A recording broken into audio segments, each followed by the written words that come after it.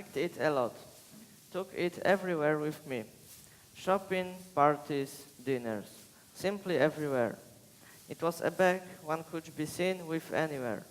It was a bag which knew its own class and value. All black, with boss written in huge golden letters on both sides. A steady bag. Some said it was elegant, as if it was made before the war. But I knew it wasn't true. It was a regular modern plastic bag. It just had this pre-war sophistication. It meant a lot to me. So just imagine what I felt when one day I went to pick my bag from the cloakroom in the National Opera after the marriage of Figaro, and I found out that the bag wasn't there. I asked the staff politely if they knew what could have happened to it. I described the bag with detail. I described its assets. Cloakroom attendant listened to me with attention, but said he knew nothing. I asked to see his manager. I explained the situation again. The cloakroom director wanted to know what was in the bag. I said that it was empty, which was true. You are pestering me about some empty plastic bag? Seriously? Go and get a new one, he said, and gave me 2 zloty. I was so shocked that I meekly accepted the money. But then I felt ashamed, so I quickly gave the money to some harmless person. Luckily, soon after, while taking a walk in the park, I found another very steady plastic bag. Everything you lose becomes lost forever. Have you ever wondered about in which way your lifestyle is powering the climate change? Or have you ever wondered what actually becomes with the bags that you throw away? More than 1 year ago, the Weather Stations project started. We dealt with the climate change, and especially with its consequences. But this does not mean that we've only talked about it. No, we connected the topic of climate change to literature. We worked together with several authors from all around the world, from Great Britain, Ireland, Poland, Australia, China, and Germany, in order to be able to make our very own powerful statement. And today, it is the big day. Today, we want to present you our works, our pieces, and our results of more than 1 year of Weather Stations project.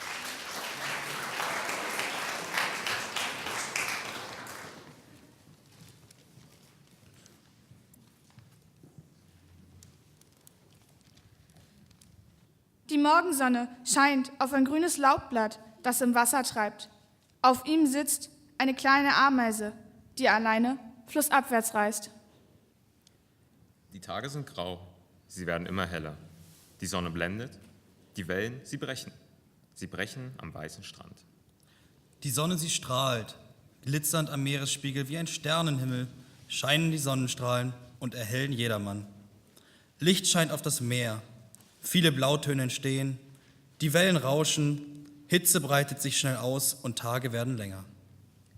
Der Geruch von See, schwach, aber dennoch präsent, getragen vom Wind und geschmückt von Gesängen der tierischen Bewohner. Leise plätschern die Wellen des Meeres ans Küstenrelief.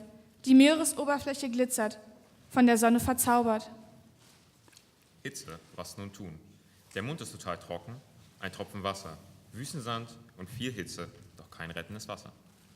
Leise und doch laut rauschen die Wellen ans Kliff. Getöse, dennoch spürt man, wie friedlich es ist. Sonne, Sommer an dem Meer. Glitzernde Schönheit im Glanz der späten Sonne, soweit das Auge reicht. Der Ozean liegt ruhig, doch er kann auch ganz anders. Aufbrausender Wind fegt durch ruhige Räume, ordnet die Welt neu. Und wie finde ich mich dort? Verändert mit neuem Mut. Spiegelnd im Wasser glitzert und funkelt es nun. Ich werde nasser, die Hitze erdrückend warm. Anfang der Nacht auf der See. Draußen im Garten, Blätter welken im Brunnen. Ich sehe die Sonne in der Ferne untergehen. Die Nacht vollendet den Tag. Sie springt ins Kalte, die Augen geschlossen, zu. Ihre Haare funkeln. Es ist bald dunkel im Nu, denn die Sonne geht unter. Die Sonne geht auf und der See ist ein Spiegel für sie, die Sonne. Der See sieht die Sonne blau. Und die Sonne sieht den See gelb. Sonne als Motor, sie ist das Herz dieser Welt. Das Wasser als Blut, das sie am Leben erhält. Ohne die beiden ist nichts. What can we do now? We messed up planet Earth, poisoned the oceans, we destroyed our only home. We need to do something now. In the past few months, we all learned a lot about the climate change and the pollution on land and in the sea, and the effects our ridiculous waste of resources has on our planet. I personally learned a lot of things I didn't know before. For example, the plastic garbage in the Pacific Ocean, which had the size of our entire continent. At that point, I realized how much each and every one of us is actually contributing to this mass profusion. When we woke up, the sky was blue. We went on the streets and enjoyed the view. No clouds in the sky, but later the day, the once blue sky turned into gray. It was very hot and not at all windy. It was overwhelming. We enjoyed our iced tea. The 5 minutes rain was intensive but short. The weather at home is different than abroad. Noisy thunder broke through the night, followed by flashes throwing their light. The remaining night was very calm. The breeze of Singapore blew through the palm. Rinne mar a lán obair nuair a bhí mar ag déanamh weather stations. An céad rud a thugam mar amach as an céad fhí seán í an timpalacht is cumalum. Our statements will be given in Irish and English. We made 3 videos as part of our Dublin substation. But climate change, we should care, but we don't. I know I should care about climate change, but I just don't. I care about getting Wi-Fi. I care about my hair straightener. Taylor Swift. My animals. My phone. It's the first thing I look at in the morning. It connects me to my friends. Connects me to the whole world. It gives you all the answers to your homework. I've enough problems dealing with school and teachers. Uniform's ugly and manky. When it's warm, you'd be dying. You're never warm. Exams are way too hyped up. You get told off for not studying. Then you get told off for being antisocial. No talking. I care about getting into college. Music. Changing your profile photo. I hate having to keep checking my updates. I hate people who can't stop checking their updates. It's like an addiction. It melts me head. You're expected to keep with absolutely everything that goes on. You're expected to have money for everything. You're just splashing the cash and all this stuff. The latest phone. Latest clothes. Then you get these groups of lads that wear the same shirt. Money for going out. Makeup. It can make you feel more confident. Sometimes it can fix everything. But then, again, you have the ones. They're the full get up. It's all fake. You know exactly what they're all about. There's a lot of pressure to get the right look. And now they're saying climate change means to be less food to go around. I can't deal with that. It's just too big. It's too far out there. I've got problems here and now. There's experts who'll sort that out. I just need everyone to just slow down for a bit. The one thing I really care about is sleep. Oh, sleep. It's like a great reward at the end of the day. It's very popular. Everyone's doing it. It can wreck your head trying to keep up with everything. Sometimes you need it all to just stop. Dahab, Egypt, a day at the reef of the Blue Hole. From a fish's perspective. I was woken up by a plastic bag covering the entrance to my crevice that morning. I usually spend the night in this small crack in the reef. A few weeks ago, I was living in a bigger crack further north, but it was destroyed by divers. Many of my friends' houses have been destroyed by air tanks and fins as well. The amount of available crevices is starting to decrease considerably. But back to the plastic bag. Plastic bags in the morning meant one of 2 things. A strong current carrying the plastic from other parts of the sea towards our reef, or a strong wind on the surface blowing trash from the streets of Dahab into the ocean. Dahab is not the cleanest of cities. It is not as bad as some other places I have heard of, but the presence of trash is ubiquitous wherever you go. Wind plays an important role in the lives of almost everyone here. When it is windy, the fishermen cannot go fishing because the waves are too high for their little boats. Divers cannot access every dive site because the entry is too difficult, and the merchants on the market have to run after their wares. Only the kite surfers on their boats are happy about the wind. We do not get so many of the surfers at my reef, however. They tend to stay closer to their hotels. The Blue Hole, my home, is located about 30 minutes away from Dahab, and it's bordered by the Sinai Mountains on one side and the ocean on the other. It is the world's most dangerous dive site, with several people dying every year. Yet there is a lot of diving and snorkeling activity in this area. I do not mind the divers much, as long as they stay away from the reef and leave nothing but bubbles. As I've already mentioned, the day started out quite windy. You can feel the surge underwater, and many of my plankton-eating friends love this kind of weather. The surge and current carry nutrients closer to the reef, and they have new food. I myself eat corals, but since the corals feed on plankton as well, I am glad for a little bit of wind now and then.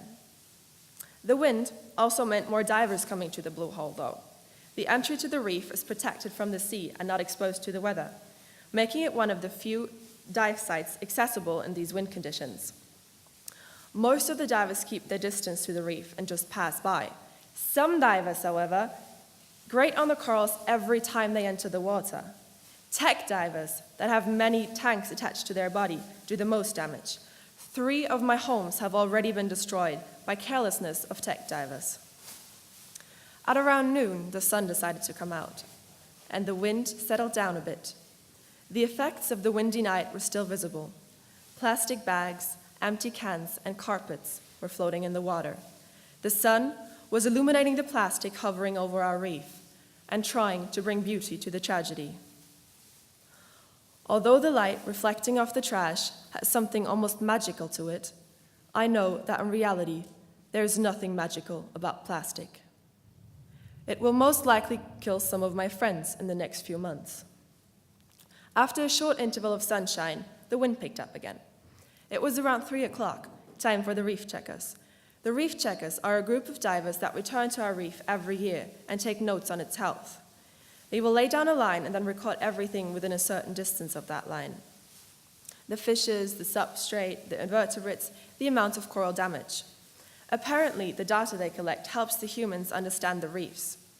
They want to know the developments throughout the years and find causes for some of the problems that they find. I don't think you need to search very hard for that answer. The root to all of our problems is mankind. We can deal with thunderstorms, flash floods, and crown of thorn breakouts. What we cannot recover from are divers kicking up sand that lands on the corals and suffocates them, and the plastic, which takes years to decompose. And even then, the plastic does not just magically disappear. It is still present. You just can't see it with the naked eye anymore. My friend the turtle once told me about the giant Pacific garbage patch, an enormous area covered with human trash. Many of her brothers and sisters have died trying to escape that jungle of debris. Nevertheless, I appreciate the reef checkers' efforts. It lets us know that at least some humans are taking notice of our situation and want to help us. On this day, they are rewarded by the sight of a young whale shark passing by. It has come into this region to feed on the plankton that the wind of the early morning has stirred up. I watch their excitement at seeing such a rare animal and smile to myself. If only they knew how many rare and unbelievable animals are hiding in the walls of this reef. The rest of the day is uneventful, and I go about my business without much disturbance from divers or snorkelers. My only concern is that undulated moray a few corals down, who is continuously eyeing me in a strange fashion.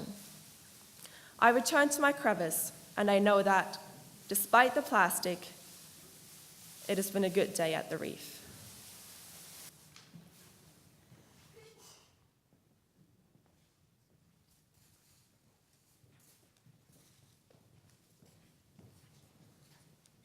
You see, part of the problem that climate change is that we're not talking about it as we should. We're not even talking about it at all. Hugmar rud aran an darish ganan, Cain Jifaka Yanov Sardan. What we took from the second film is, why should we care? We're talking about melting glaciers, rising sea levels, flooded cities, and wars over food and water. Drought and famine. Millions of people are losing their homes and they're trying to flee somewhere safer. The oceans are getting more acidic. It's killing all the fish. What can I do about that? It's like a cardboard. What difference would that make? Although I suppose I might as well, since I can. It takes millions of years to make oil, gas and coal, and we're using them like they're going out of fashion. They are going out of fashion. I'd be willing to use less stuff if everyone around me would use less stuff. You can plan your shopping, do one trip in the week. Less travel, less packaging, less waste. It's cheaper that way. You sound like me, Mum. You can switch off any lights you're not using. I sound like my dad. I spend a bloody fortune just trying to keep up. I spend a fortune on things I'll use once and then throw it away. Where's it all go then? Where's the way? I could tell you, but then I'd have to kill you. I don't have to do this. I don't have to believe what the brands are telling me. I need my money more than they do. More expensive doesn't have to mean better. New doesn't have to mean better. Why can't we just fix things sometimes instead of buying new ones? Why am I buying junk food? Why am I paying someone to damage my body? My own food tastes better, and it's cheaper. I don't have to hop in the car every time I go down to the shop. Make it a trip, not a chore. Don't be a wuss. Take the bus. Sometimes it takes longer, but that's time we have to ourselves. I could turn the heating down at home. Roast chestnuts on an open fire. Wear more, burn less, for the planet. Get more dogs! What if you're a cat person? Solar, hydro and wind are free and they'll never run out. We're still paying guys to dig up dirty, manky fuel out of the ground. What's the story there? I could have more time, more exercise, more fresh air, more peace of mind, all by just using less stuff. Sometimes you just have to stop.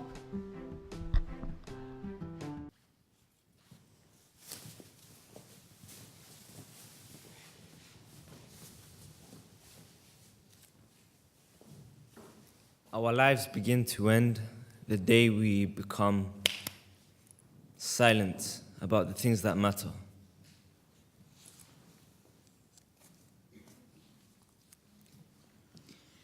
Polar bears are becoming extinct due to global warming. It's upsetting, but it's not like I would have seen one anyway. Rainforests are receding. They're being chopped down and burnt. It's upsetting, but I still see trees when I look out of my window. Crop yields, changing crop yields have affected plant and food production. It's upsetting, but I still have a meal on my table. But let me tell you what will upset me. When my clothes cost a fortune, when I forget what a polar bear looks like, when my child can't breathe, when I can't have a child. But if I have to wait to experience this emotion, well then, it will be too late. Now, that really does upset me.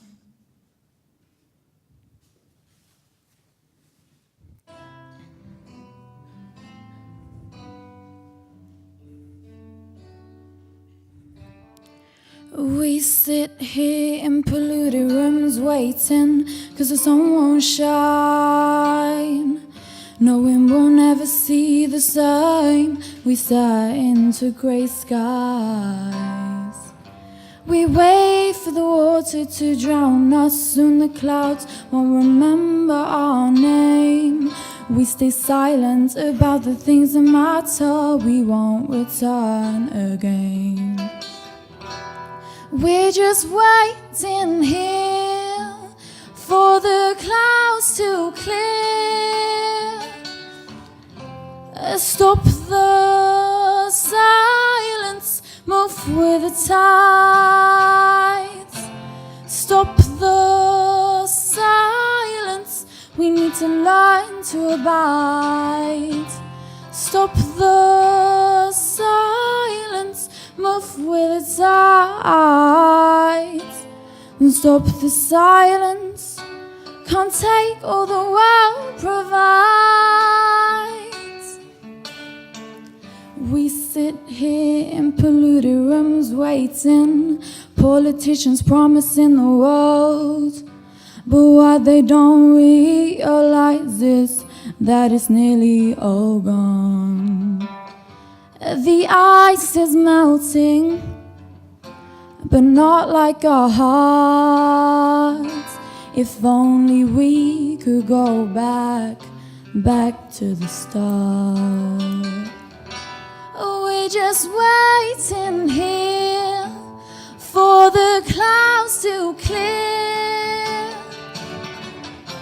Stop the silence, move with the tides.